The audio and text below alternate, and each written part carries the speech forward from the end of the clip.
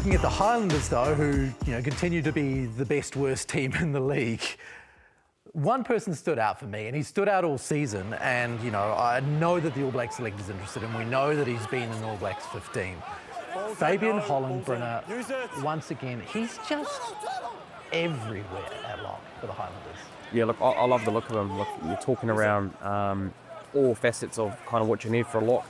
Physicality at the breakdown, he's very, very tall. He's got a robust engine, enjoys hitting rucks. So I think all those kind of things that you want to see from your locks, he's got all those traits. So I think he was in, obviously, correct me if I'm wrong, Chip, he was in the All Blacks 15. Yeah, so he played All Blacks 15 and then spent a couple of weeks with the All Blacks. And by all accounts, Sam Cane even made mention of him in his last speech in the All Blacks. So if he's obviously made a hell of an impression. And I agree with you, Bryn. Behind Tavatavanawa, if anything, equal best player going around. And he, similar to what I was saying about Leroy Carter around what makes a great Test footballer, man, he's got a bit of Brodie Retallick about him. If you look at him statistically, so he leads Super Rugby for dominant tackles by, I think the next best is 7 or 8 behind him. He destroys people defensively. He on average, and the Highlanders have actually had a lot of possession, so this is a little bit skewed, but he's in the top 5 for rucks hit. And that's in the first 3. That's not coming and touching it as the 4th or 5th. That's destroying rucks. Normally, if he's there, you don't need too many other cleaners, if any. It's ball up. Defensive line-out work. They're very high in terms of steals. They were 3 against the Crusaders, which is a very efficient, attacking line-out with Cody Taylor there. They went to crib, but if you watch the movement and the decision-making, he is a key cog in that. Basically won them the game against the Blues' defensive line-out work. Now, for years, we had the luxury of Sam Whitelock, and players like Kieran Reid. He is very, very smart and does the work around the set piece. So, again, very probably areas that, unless you're just fixated on him, you can miss, but those are the areas you want. Numbers 1 to 5, he just does everything in the areas that you want to see at Test match level. Yeah, we had him on the show earlier in the year, and he basically said all he wants to do is go hard until he falls over in a game. And that's what it looks like, right? He barely ever falls over. yeah, he just keeps on going. Which brings us to one of your viewer questions, and please send us an email at Aotearoa Rugby Pod at sky.co.nz or get into the comment section on YouTube. We've been sitting on this for a little bit. Joe Gerrard, on behalf of his 94-year-old father-in-law, Charlie, Charlie is particularly concerned about our depth at lock. He says, who do you see as our best prospects? And this last part of it is bad because we've been sitting on this question for a month. He says Charlie doesn't have too long to wait for an answer. So sorry, Charlie. We've got to you.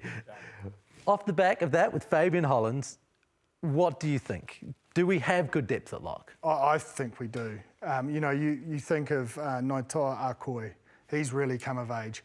We haven't seen Sam Darry due to injury, but again, I think Lachlan McConnell's played very strong rugby. I think Josh Berry, in terms of the metrics, if you look at the metrics that we got, he is very high up there. Yeah. So is Asaya Walker-Leaweri. So there's a lot of players that go under the radar that have very high post-contact meters, have high work rate in and around the breakdown. Fabian Holland's in that list. Then you've got Scott Barrett, then you've got Patrick Tuipulotu, then you've got Tupou Vaa'i. It's quite an extensive list, and Caleb Delaney's another one that, again, metric-wise, when we got every lock in New Zealand put together, a lot of the players that you wouldn't have expected, like Naitoa Akoi, Caleb Delaney, Fabian Holland, you probably expected Fabian Holland, Asaya Walker-Leaweri, who's obviously got called into the All Blacks. Man, they're running some of the per 80-minute performance, some of the better metrics. And then the other guys are good to go for international footy. So, and as mentioned, Sam Darry coming back from injury.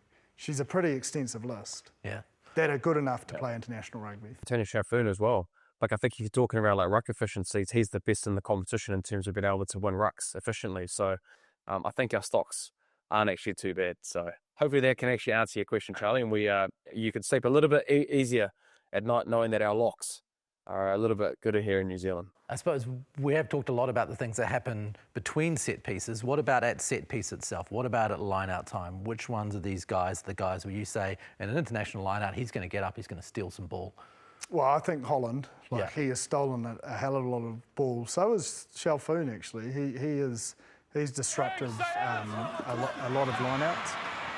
I think, for me, the maturity and growth of Ngāi Koi's game, like, man, he put up so much pressure against the Moana Pacifica lineup that has been functioning. Is probably, Tom Savage is a very, very smart operator of manipulating hinge players, and I think this has been the biggest growth. We know Ngāi can run, we know he can tackle, but in terms of his breakdown work and his set piece work, not only at line-out time but scrum time, he has been a player that has come on in leaps and bounds this season in those areas. Yeah. Brynette, if you're picking 4 specialist locks, your specialist locks would be the 3 guys first up and Fabian Holland, would they? I think you look at his physical traits and his mindset. It's pretty hard to go past him to at least get an opportunity. And obviously you've got Josh Lord there, Izzy has been in there. He got called into the All Blacks as well. So there obviously are guys that are playing really well that could get given an opportunity. But look, I think Fabian Holland deserves an opportunity, and there'd be no better test. I think put him against the French, and I think he's ready for that. Considering he's played All Black 15, has put back-to-back, campaigns for the Highlanders, and so I think he's ready. So he'd be my 4th pick, Ross. And to have an All Black who grew up in the Netherlands, who decided to come down here to go to school and have a crack at his random dream for a person from the Netherlands, is quite an amazing story.